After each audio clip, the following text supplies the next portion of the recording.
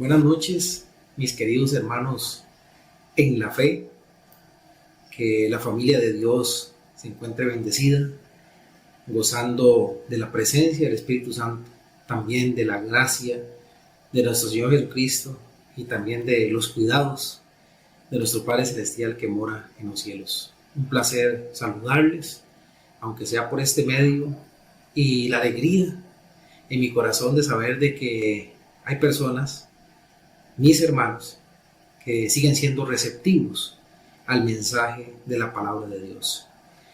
Quiero compartir con ustedes una porción, un mensaje de la palabra de Dios, y como mensaje de Dios pues se vuelve con total importancia y relevancia para el corazón de los creyentes.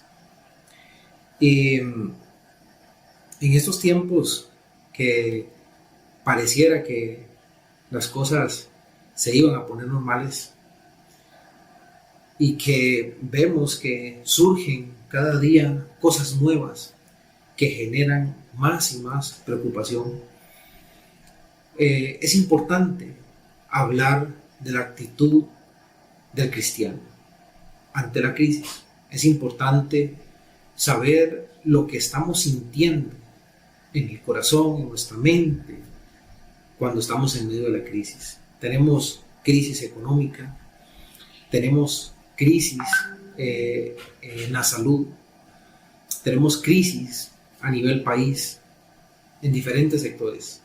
Pero hay una crisis que está golpeando a todos los corazones, no importa si es creyente o no, y es la crisis emocional. Hoy, cada día, hay más personas sufriendo de ansiedad, hay más personas sufriendo de depresión, hay más personas con problemas físicos debido a la constante preocupación, angustia y desesperación que ha provocado todo este tipo de situaciones que nos han sobrevenido. Entonces, las emociones de las personas, incluyendo nosotros como creyentes, a veces se encuentran revueltas, confusas, y comienzan a generar cosas negativas, incluso a nivel físico de nuestro cuerpo. Y no nos permite tener esa salud mental, esa paz mental que necesitamos para tomar buenas decisiones, principalmente aquellas decisiones que van conforme a la voluntad de Dios. Y en medio de esta crisis he escuchado expresiones en creyentes alarmantes, expresiones de desesperación, expresiones de una total incredulidad, como si nunca hubieran estado o hubieran tenido una experiencia con Cristo en sus vidas, como si nunca han leído la palabra de Dios, como si nunca han gustado de la fidelidad, de la misericordia y de la gracia de Dios. Expresiones que generan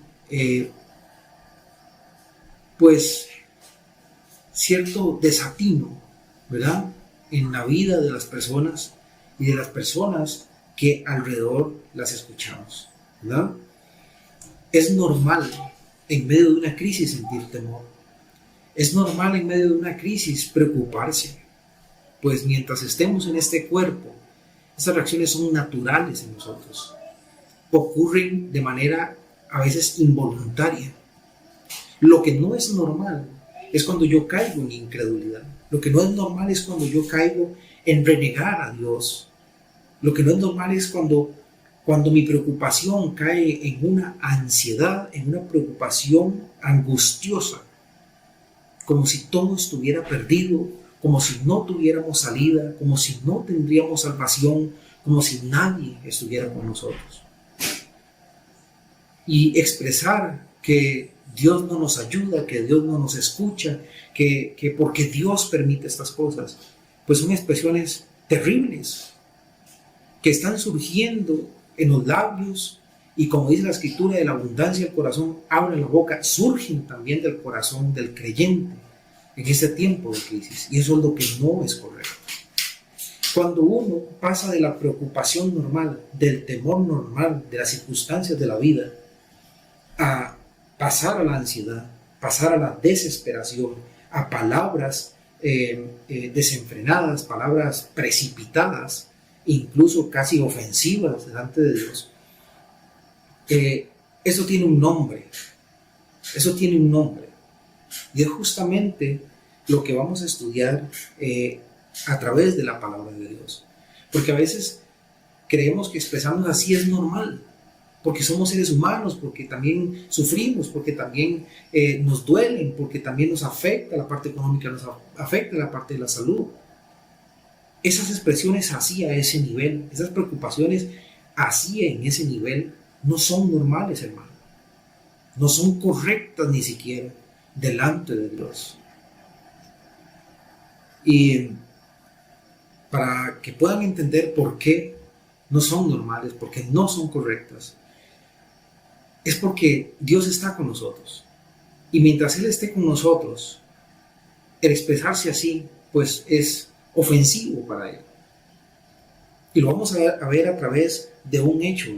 Yo quiero hablarles brevemente, hacer un resumen muy rápido acerca de la dureza del corazón. Dureza del corazón. Todos nosotros como cristianos hemos aprendido que la dureza del corazón se asocia siempre con aquella persona que es dura para entender los caminos del Señor. Lo asociamos con aquella persona que se le ha entenebrecido el corazón, ¿verdad? Y que comete toda clase de actos pecaminosos. Y estamos en lo correcto, porque así también lo señala la Escritura. De hecho, hay dos palabras griegas que estudié, una que viene en verbo y otra en sustantivo, que son palabras, o son dos palabras que se usan juntas en el Nuevo Testamento y aparecen solo en 8 ocasiones en el Nuevo Testamento. Es decir, que aparecen juntas, tanto el verbo como el sustantivo. Y estas dos palabras se usan en el Nuevo Testamento para expresar la idea de lo que la revisión o la Biblia de la versión Reina Valera llama como endurecimiento del corazón de los hombres. Esas dos palabras son interesantes no solamente por su historia, sino también por la forma en que se usan en el Nuevo Testamento. Y a espaldas de estas dos palabras, de tanto este verbo como este sustantivo, aparece un término que se llama poros. Y poros significa una clase de piedra que es más dura que el mármol. El mármol es una pieza de madera durísima. Tal vez usted ha tenido la oportunidad de conocer esta madera. Pero resulta que la palabra griega que se usa en el Nuevo Testamento para definir el endurecimiento del corazón de los hombres se refiere a una piedra que es más dura que el mármol. De hecho, es la típica piedra que se usaba como cimiento para construir edificios en aquella época. Era muy sólida, aguantaba un peso impresionante y por eso era utilizada como cimientos de edificios.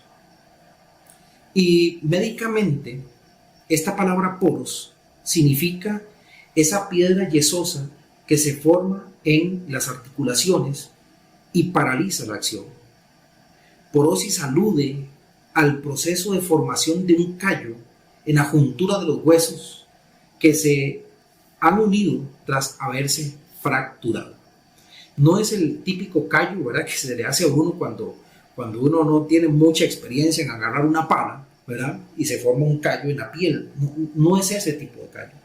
Es un callo que se hace a nivel de los huesos, y ese callo viene a ser más duro que el hueso mismo. Los huesos del ser humano son durísimos, pero ese callo, ese poros, como le llama o se usa en el Nuevo Testamento, en 8 ocasiones en el Nuevo Testamento, ese callo es más duro que el hueso mismo. A eso es lo que hace referencia la dureza del corazón de los hombres. Es algo durísimo, es algo impenetrable, es algo más fuerte, más duro que un hueso, más duro que un mármol, ¿verdad? Así describe el Nuevo Testamento en 8 oportunidades en varios textos. Es un callo de fractura. Y con este uso de esta palabra griega, me encontré algo maravilloso que lo sorprende a uno, porque uno, y creo que la mayoría de nosotros hemos entendido la dureza del corazón simplemente como aquella persona que no hace caso a la palabra. Verá que es cristiano y se ha endurecido por el pecado, y entonces ya no hay exhortación, ya no hay mensaje que le llegue, no registra cambio, verá, es una persona que ya está perdida y ya le da igual cometer cualquier clase de pecado, pero no. Resulta que el uso de estas palabras, hay algo interesante, y muy posiblemente usted y yo estemos cayendo también en una dureza del corazón en estos tiempos de crisis, económica, en la salud y en la parte emocional, y no estamos entendiendo lo que Dios quiere mostrarnos. La palabra dureza, para refrescar un poco, ¿sí?, tiene que ver con esa dureza que no permite que la palabra de Dios nos transforme. Segunda de Corintios 3:14. Segunda de Corintios 3:14.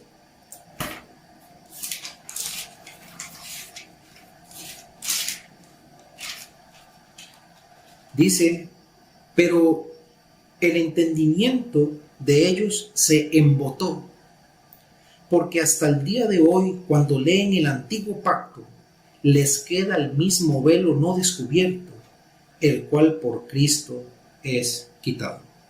Aquí aparece el verbo y el sustantivo de la palabra poros, que es el durísimo, ese callo de fractura, pero lo usa en relación con el entendimiento embotado, es decir, ya su mente no hay posibilidad de que la palabra de Dios transforme su forma de pensar. Está embotado. Lo describe como aquella persona que está incapacitada para ver lo que significa eso de la palabra de Dios dirigida a él. Pablo dice que los judíos en su mente se embotan, se endurecen cuando leen la palabra de Dios. El antiguo pacto estaba tan metido en ellos, la ley de Moisés estaba tan metido en ellos, que su entendimiento se embotó tanto que no dejó que el nuevo pacto, que la ley de Cristo, entrara en su mente. Así le sucede a muchos cristianos cuando su entendimiento se embota o se endurece. El entendimiento o la mente se puede embotar por nuestros propios prejuicios. A veces nosotros vamos a la Escritura a buscar apoyo para nuestros puntos de vista. Yo voy con el entendimiento embotado. No quiero que la palabra de Dios me hable a mí, sino yo trato de que la palabra de Dios se ajuste a mis prejuicios, se ajuste a mis puntos de vista.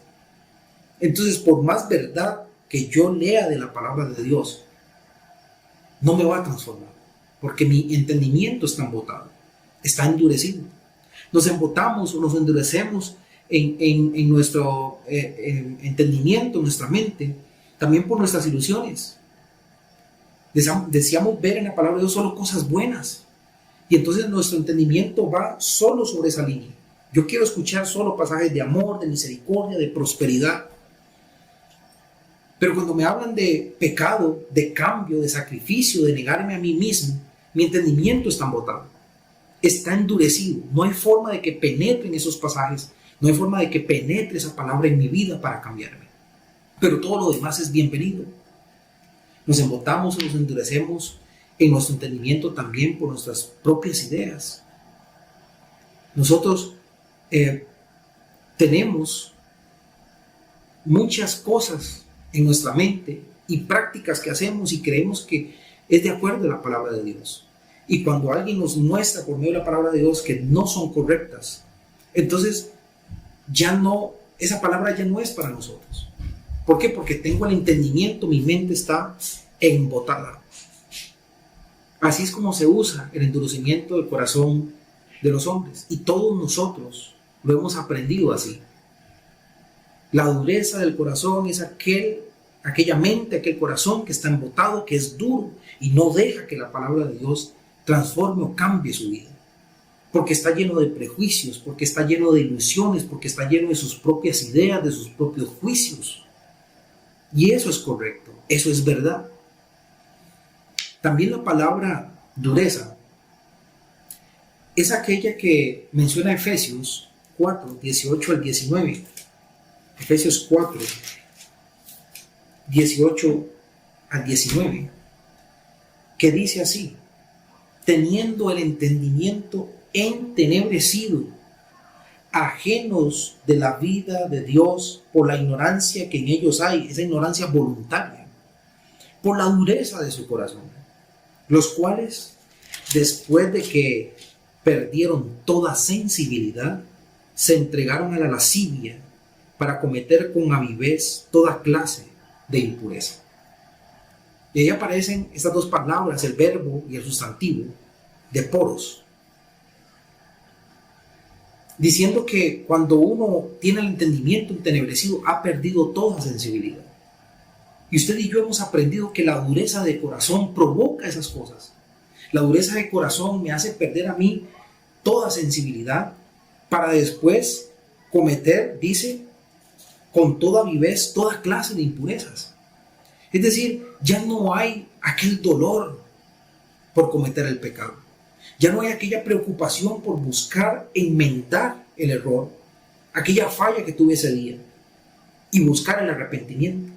Estoy tan duro, hay un callo de fractura en mi corazón, más duro que el mármol, como una piedra donde se pone el cimiento de un edificio.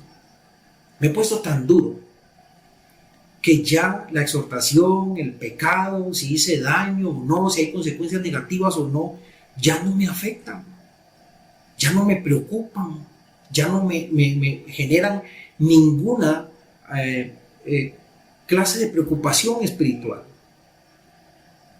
Lo único que genera es un placer. Y entonces ahí es cuando me gozo en el pecado y vivo en el pecado. Y he perdido toda sensibilidad. En otras palabras, me volví un descarado, un sinvergüenza. Y hago a la luz del día y también en la noche lo que se supone que no debería hacer, lo que se supone que debería avergonzarme, que debería más bien reprender y exhortar en mi vida y exhortar en otros. Pero la dureza es tal que he perdido toda la sensibilidad. Y entonces me he dispuesto a cometer toda clase de impurezas. Básicamente, la dureza de corazón en el hombre, así la hemos aprendido. Así la hemos aprendido. Y ahora quizás cuando usted vea este video y esté justo en este momento, quizás usted sienta una tranquilidad en su corazón y diga: hermano, qué dicha, porque yo no soy duro de corazón. Hermano, a mí la palabra de Dios me cambia. Hermano, a mí la palabra de Dios o cometer pecado me asusta. Siento que fallo, pero busco el arrepentimiento. Me duele fallarle a Dios. Así que estoy tranquilo en mi corazón y en mi mente de que yo no soy duro. Todavía mi corazón, todavía mi vida es buena tierra, donde cae la semilla de la palabra y genera frutos y crece mi vida espiritual. Y por eso muchos de nosotros decimos hoy por hoy: gracias Dios, porque no tengo dureza de corazón, porque todavía puedes hacer de mi vida lo que tú quieras, porque me cambias, porque el Espíritu Santo ahí está, me redarguye, me enseña, me instruye, me prepara para ser un hombre perfecto, enteramente preparado para toda buena obra. Pero aquí es donde viene la lección que quiero compartir con ustedes acerca de la dureza del corazón en tiempos de crisis. Y es una dureza de corazón que quizás no la veamos como dureza, quizás no la entendamos como dureza y digamos, no, es que es normal, es que soy ser humano y a mí también me duelen cosas y me afectan cosas como cualquier otra persona. ¿Qué? Es que yo como soy cristiano no puedo expresarme así. ¿Qué? Que yo como soy cristiano no puedo sentirme así. Hay cosas, hermanos, que son normales que las sintamos. Hay preocupaciones que son normales. Hay expresiones que son normales. Pero lo que no es normal es cuando yo rayo en la incredulidad siendo creyente. Es cuando yo anulo en mi vida, en mi mente, la presencia de Dios, su misericordia, su gracia, su fidelidad. Eso no es normal cuando yo lo anulo por completo en medio de la crisis. Y siento que estoy solo y siento que no me ayuda y siento que no ha hecho nada por mí y no hará nada por mí. Eso es lo que no es normal. Resulta que cuando estudio la palabra poros en el Nuevo Testamento, en estos dos usos, tanto verbo como sustantivo, me quedé sorprendido de que la dureza del corazón del hombre no solamente es porque no me deja o no permite que la palabra de Dios penetre su mente y le cambie. Me quedé sorprendido que la dureza del corazón no solamente es aquel que ha perdido toda sensibilidad por tener el entendimiento entenebrecido y que ahora comete el pecado a diestra y siniestra y le da igual si le exhortan o no. No, es que la dureza del corazón también tiene que ver con esto que le voy a leer. Y espero que esta palabra llene su corazón y le haga cambiar la forma en que está pensando hoy en medio de la crisis. Que se arrepienta de esas palabras precipitadas, desesperadas, ansiosas que usted ha expresado delante de Dios, delante de su familia. Que se arrepienta de eso que ha sentido en su corazón y que entienda que eso que usted siente, eso que usted está expresando en medio de las crisis que vivimos hoy, también es dureza de corazón. Y aquel que es duro de corazón, dice la Escritura, cualquier clase de dureza de corazón, dice, el que es terco, de repente será quebrantado y no habrá para él medicina. Eso dice Proverbios 29. Aquel que endurece la cerviz, pronto será quebrantado y no habrá para él medicina. Así que si usted se ha sentido tranquilo de que usted deja que la palabra de Dios lo transforme, así que si usted se ha sentido tranquilo en que usted, si comete pecado, sí le duele, y si busca el arrepentimiento, sí le da temor fallarle a Dios, prepárese para lo que la palabra de Dios nos va a mostrar en esta hora. Y quiero que me acompañen al libro de Marcos, en el capítulo 8, verso 14 al 21. Marcos capítulo 8, verso 14 al 21. Este es uno de los 8 pasajes donde aparece el verbo y el sustantivo de la palabra poros o porum, que tiene que ver con el endurecimiento del corazón de los hombres. Marcos 8, 14 al 21 dice así la palabra de Dios. Habían olvidado de traer pan y no tenían sino un pan consigo en la barca. Los discípulos habían olvidado traer pan y solo habían traído consigo un pan en la barca. Y él les mandó diciendo, mirad, dijo Jesús, guardaos de la levadura de los fariseos y de la levadura de Herodes. Y discutían entre sí diciendo, seguro lo dice porque no trajimos pan. Eso lo dijo porque no trajimos pan. Discutían entre sí. Y entendiéndolo Jesús les dijo, ¿qué discutís? ¿Por qué no tenéis pan? Eso es lo que discuten. ¿Por qué no tenemos pan? No entendéis ni comprendéis. Quiero que se graben esas palabras. No entendéis ni comprendéis. Aún tenéis endurecido vuestro corazón. Aún sigue el callo de fractura en tu corazón. Teniendo ojos, no veis. Y teniendo oídos, no oís. Y no recordáis. Cuando partí los 5 panes entre 5,000, a ver, contésteme, dice Jesús, ¿cuántas cestas llenas de los pedazos recogisteis? Y ellos dijeron, 12. Y cuando los 7 panes entre 4,000, ¿cuántas canastas llenas de los pedazos recogisteis? ¿Alguien me puede decir? Dice Jesús. Y ellos dijeron, 7. Y les dijo, ¿cómo aún no entendéis? ¿Cómo aún no entendéis? Dureza de corazón y de mente. Ahora sí me entiende. Es un pasaje claro, un pasaje contundente y que lo llena uno de sorpresa, porque los que hemos entendido que la dureza de corazón solo tiene que ver con aquella persona que no quiere nada con la palabra de Dios, o aquella persona que ya el pecado le da igual. Cuando uno ha crecido con ese concepto y se topa con esto y entiende que también esto es dureza de corazón, ahora sí viene la preocupación.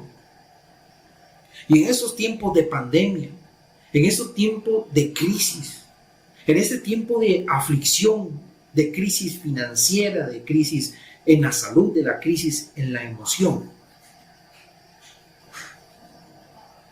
anda mucho cristiano no entendiendo, no comprendiendo, no recordando. Aún seguimos con dureza en nuestro corazón. Este relato, Jesús a lo largo de nuestra vida cristiana nos ha permitido estar en medio de diversas crisis.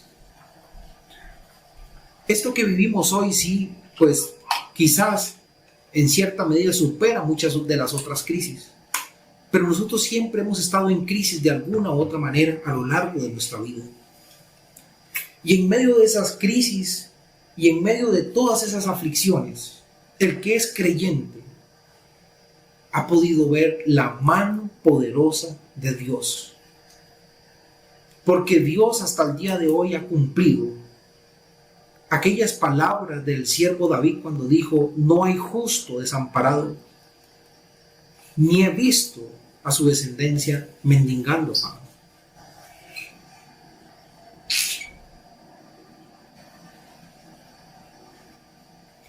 Hemos tenido la bendición de gustar de su misericordia, de gustar de su gracia, de gustar de su fidelidad a lo largo de estas crisis.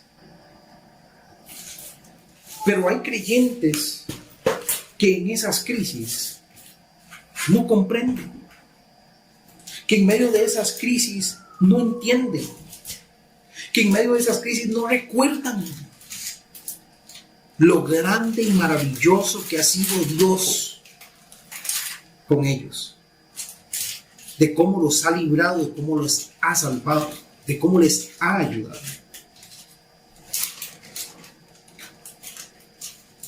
Las crisis, las dificultades vienen o son hechos que Dios permite para que nosotros desarrollemos fe, desarrollemos confianza en Él. De aquello que pasó en el pasado y cómo nos ayudó, nos sirva para que lo que ocurra en el futuro nosotros tengamos más fe de la que teníamos antes o no teníamos antes. Y vayamos paso a paso cada vez desarrollando más fe en Él. Mira el relato. Es increíble lo que había acontecido acá. Y aquí tenemos la condición mental de unos hombres que no pueden entender las lecciones espirituales que el Señor estaba o quiso darles con los milagros de alimentar a 5,000 personas. Y despuesito de eso, 4,000 personas. En los versos anteriores, propiamente los versos del 1 al 9 del capítulo 8, encontramos el milagro que el Señor hizo de multiplicar 7 panes y unos cuantos pececillos y los convirtió en una comida para 4,000 hombres. Estamos hablando que son los versos anteriores.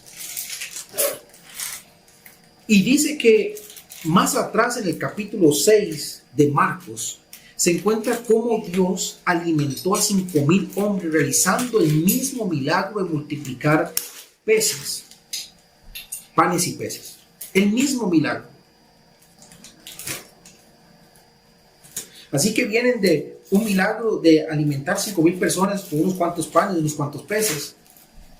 No había pasado ni un día cuando había alimentado también a 4,000. Estamos hablando de 9,000 personas sin contar mujeres o niños. 9,000 personas con unos pancitos, unos pececitos. Ellos se montan a la barca y dice el verso 14 que no tenían sino un pan consigo en la barca. Lo que hizo con unos cuantos panes, con unos cuantos peces, y alimentó a 5,000, y también tenían un poco de cantidad y alimentó a otros 4,000. ¿Qué es lo lógico que debieron haber pensado ellos cuando tenían un solo pan? Vamos a comer. No nos preocupemos de nada, porque lo que Él hizo con aquel poco y alimentó a 5,000 y también con otro poco alimentó otros 4,000, ¿qué no puede hacer con un solo pan para nosotros 12? 13 habían en la barca. Eso es lo que Dios genera a través de los milagros, de las bendiciones y del respaldo que nos dio en el pasado a nosotros, en las crisis del pasado, para que cuando venga la nueva crisis y tengamos un solo pan, actuemos con fe. Y recordemos y comprendamos y entendamos que lo que pasó en el pasado y en las crisis pasadas, Dios lo va a repetir en esta. Y nos va a librar. Y nos va a dar de su fidelidad, de su misericordia, de su generosidad. Y nos va a sacar adelante. Pero nosotros fallamos. Nosotros somos duros de corazón.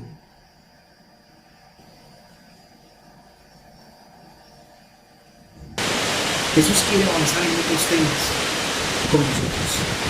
Jesús quiere que nosotros crezcamos. Jesús quiere que nosotros tengamos otras cosas en que pensar en medio de la crisis y no seguir detrás de nosotros para que desarrollemos fe, credibilidad en Él. Y esto es lo que ocurre aquí. Jesús comienza a mencionar otro tema. Él va a hablar de otra cosa y él dice en el verso 15: y él les mandó diciendo, mirad, guardaos de la levadura de los fariseos y de la levadura de Herodes. Quizás si ellos no hubieran discutido, hubieran dicho entre sí, eso lo están diciendo porque seguramente no trajimos pan. Si ellos no hubieran pensado así, muy posiblemente en este relato estuviéramos hablando acerca de qué significa la levadura de los fariseos y la levadura de Herodes. Y ellos hubieran dicho, Jesús, ¿a qué te refieres con la levadura de Herodes? ¿A qué te refieres con la levadura de los fariseos? Y hubiéramos tenido una explicación acerca de eso. Es porque para Jesús el tema de la comida ya era superado, o debió haber estado superado en ellos. ¿Por qué vamos a discutir del pan? ¿Por qué vamos a discutir de qué vamos a comer, qué vamos a beber? Si ya Él ha demostrado por medio de milagros, detalles con sus discípulos y también ahora y en el pasado con nosotros, ¿por qué vamos a seguir redundando en lo mismo? Es que debe ser una etapa superada en la vida del creyente que en medio de la crisis creamos en el Señor. Creamos que Dios nos va a librar así como lo hizo en el pasado, así como nos dio de comer en el pasado, así como nos dio trabajo en el pasado. Hoy debemos creer que también nos va a librar porque Dios es fiel, porque Dios no cambia. Y cuando Dios quiere hablar de otros temas con nosotros, aún en medio de la crisis, nosotros solo pensamos en la crisis. Y estamos tan llenos de incredulidad que nos preocupa que tengamos un solo pan. Así que Jesús dice, no puedo avanzar con más temas con ellos. ¿Qué están discutiendo entre ustedes? ¿Qué es lo que están, por qué están tan preocupados y cuchicheando ahí entre ustedes? ¿Qué discutís? ¿Por qué no tenéis pan? ¿Es en serio? Dice Jesús. ¿En serio vamos a retroceder a eso otra vez? ¿No entendéis ni comprendéis? ¿Alguno entendió, comprendió algo? ¿Por qué yo alimenté a 5,000 antes? ¿Y por qué alimenté a 4,000 antes? Es que los propósitos por los cuales Jesús hacía los milagros tenían dos, básicamente. Demostrar que Él era el Hijo de Dios. Y el segundo propósito era desarrollar fe en su equipo, en sus discípulos. Y Él dice, ¿cómo es que alguno no entendió ni comprendió lo que yo quise mostrarles con esos milagros? ¿Hay alguien aquí en medio de la pandemia, de la crisis que vivimos, que entiende y comprende?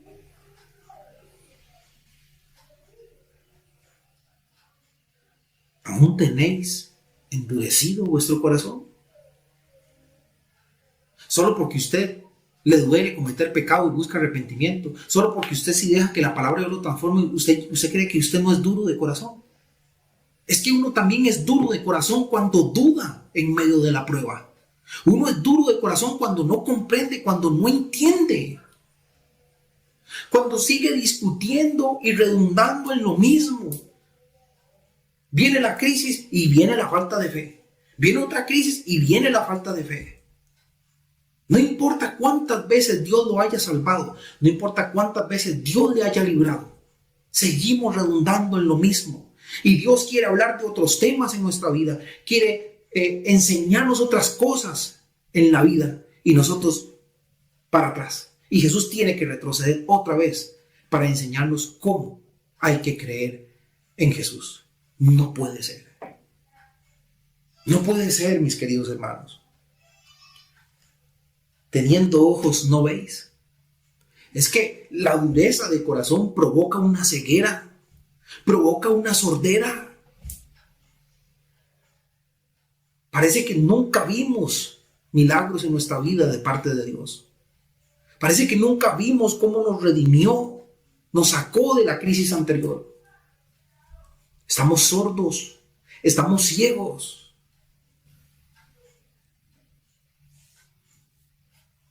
Y lo más triste es que hay una amnesia. Se nos olvidan las cosas. Y Jesús dice, ¿y no recordáis? Nos da una amnesia. La crisis nos embota tanto, la crisis nos llena tanto. La crisis se vuelve tan gigantesca y nos mete tantos pensamientos de terror, de angustia y de preocupación que no nos permiten recordar lo que Dios ha hecho por nosotros.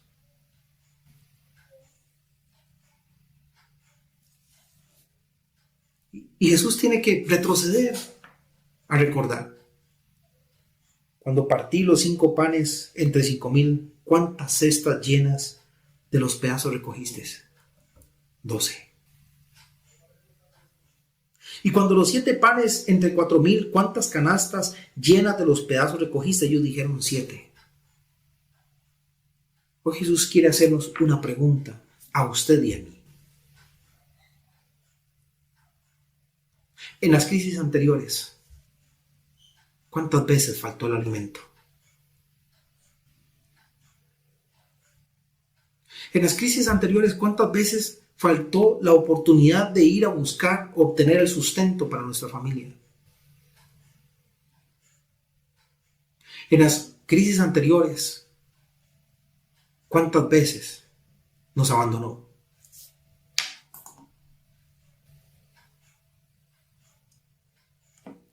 Es una pregunta que el Señor nos hace hoy en medio de tanta dificultad.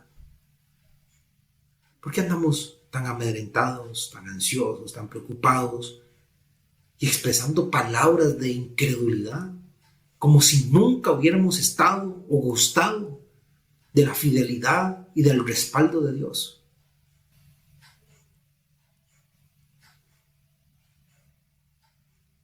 ¿Por qué no recordáis? ¿Por qué no traemos a la memoria cuántas veces nos libró, cuántas veces nos ayudó? ¿Por qué no recordamos que siempre tuvimos que comer? ¿Por qué no recordamos que siempre tuvimos que vestir? ¿Dónde dormir? ¿Dónde buscar el ingreso para nuestra familia? ¿Por qué no recordamos esas cosas? ¿Por qué cada vez que viene una crisis parece que nos da una amnesia y se nos olvida la gracia y la generosidad de Dios?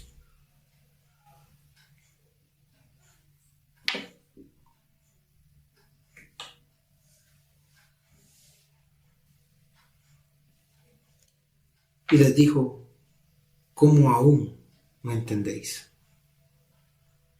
¿Cómo aún no entendéis? ¿Cómo no entendemos, hermanos,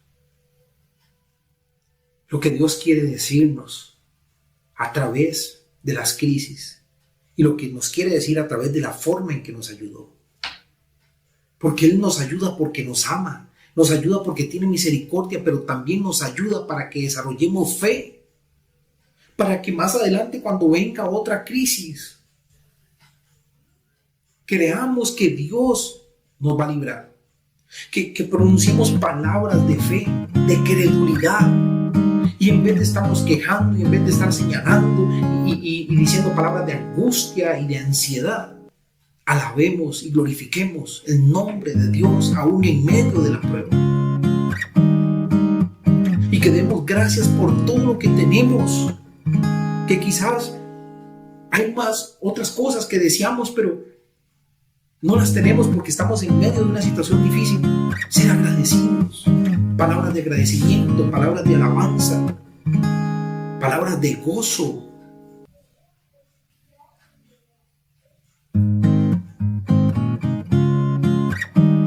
El Señor quiere hablarnos de otras cosas.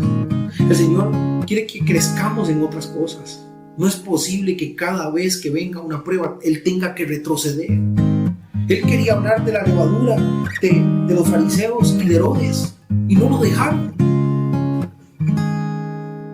Iba a hablar de un tema importante y tuvo que retroceder. Él quiere hablar de cosas más importantes, cosas que tenemos y necesitamos aprender.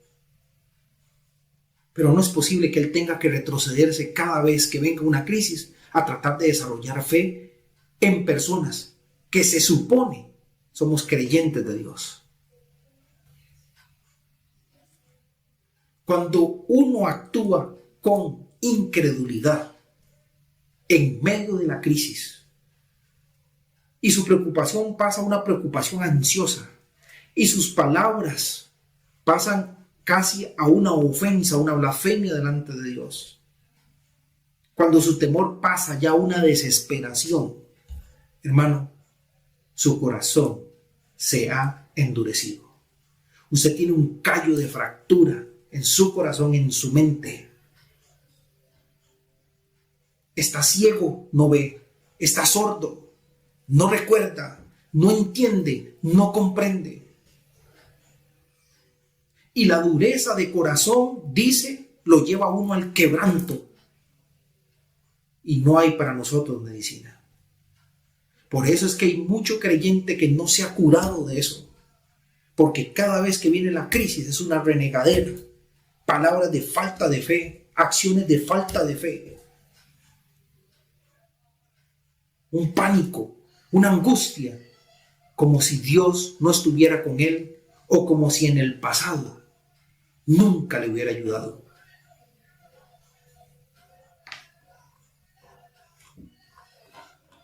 Este mensaje es primeramente para entender que la dureza de corazón es más que no hacerle caso a la palabra. Que la dureza del corazón es más que perder toda sensibilidad ante el pecado. La dureza del corazón es no recordar las bondades y la ayuda de Dios en nuestras vidas. Pero también para que nos arrepintamos de las palabras que hemos pronunciado mal en medio de esta crisis, de las actitudes, de los pensamientos que han estado mal porque provienen de una dureza en nuestro corazón, porque no entendemos, no comprendemos. Que nos arrepintamos de esas cosas y comencemos a ser agradecidos y comencemos a alabar el nombre de Dios, porque sé que hoy que usted me ve, no puede decir que Dios lo ha abandonado. No puede decir que Dios lo ha dejado, que Dios le ha faltado. Dios es fiel, Dios es bueno, Dios es misericordioso siempre. No caigamos en el pecado de Israel. A Israel, a pesar de que se le dio el maná, a pesar de que se le dio las codornices, a pesar de que se le dio agua salida de una roca, a pesar de que se le protegió, a pesar de que se le abrió un mar, siempre andaban renegando, siempre andaban dudando, siempre llenos de incredulidad, de temores, un fastidio. Y ahí andaba Dios siempre recordando: acuérdense que yo soy el Dios de Israel que lo sacó de Egipto con mano poderosa, aquel que abrió el mar, aquel que les dio de comer, maná, agua. Recuerden.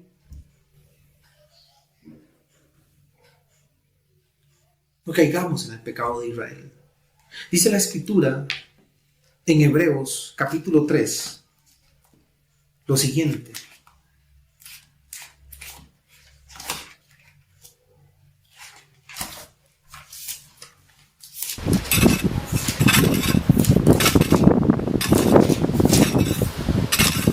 Hebreos capítulo 3, versos 7 al 13, dice así la palabra de Dios: por lo cual, como dice el Espíritu Santo, si oyereis hoy su voz, no endurezcáis vuestros corazones, como en la provocación, en el día de la tentación en el desierto, donde me tentaron o me probaron vuestros padres. Me probaron y vieron mis obras 40 años, a causa de lo cual me disgusté contra esa generación. Escuchen bien. Y dije: siempre andan vagando en su corazón y no han conocido mis caminos. Por tanto, juré en mi ira: no entrarán en mi reposo. Mirad, hermanos, que no hay en ninguno de vosotros corazón malo de incredulidad para apartarse del Dios vivo. Antes exhortados los unos a los otros cada día, entre tanto que se dice hoy, para que ninguno de vosotros se endurezca por el engaño del pecado. Ese es el mensaje de Dios. Oiga lo que dice aquí. Y dice: a causa de lo cual me disgusté contra esa generación. Pregunto: ¿estará Dios disgustado con el pueblo de Dios del 2020? ¿Estará Dios disgustado por la forma en que nosotros lo probamos a Él? De que hemos recibido siempre su fidelidad, su gracia, sus cuidados, y nosotros hemos endurecido el corazón y no entendemos, no recordamos, no comprendemos.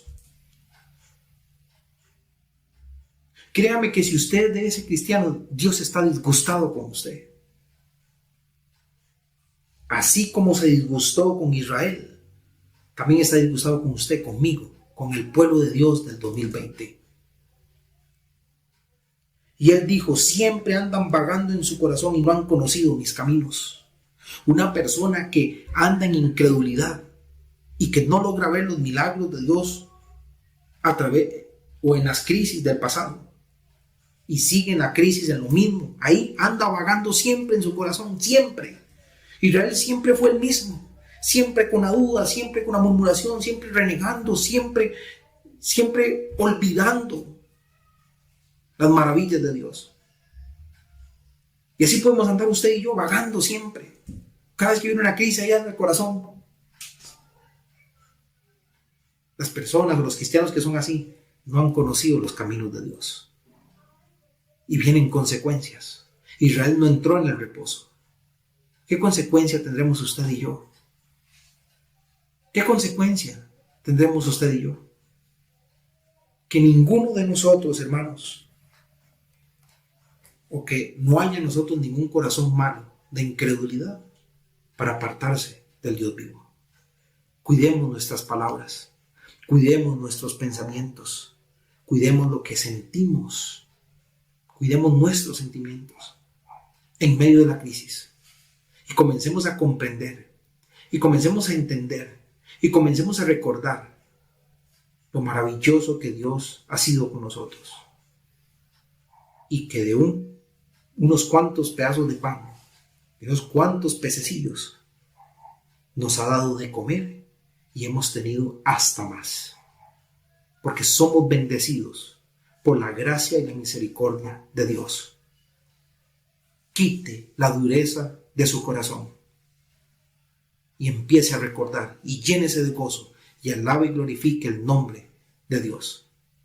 Porque todo lo que Dios ha hecho en el pasado y ha hecho con esta pandemia y esta crisis es para que le creamos a Él y desarrollemos fe en Él. Que el Señor les bendiga, que Dios me les guarde y que Dios quiera que esta palabra pues gobierne su corazón y comience a generar frutos para la vida eterna. Pasen buena noche.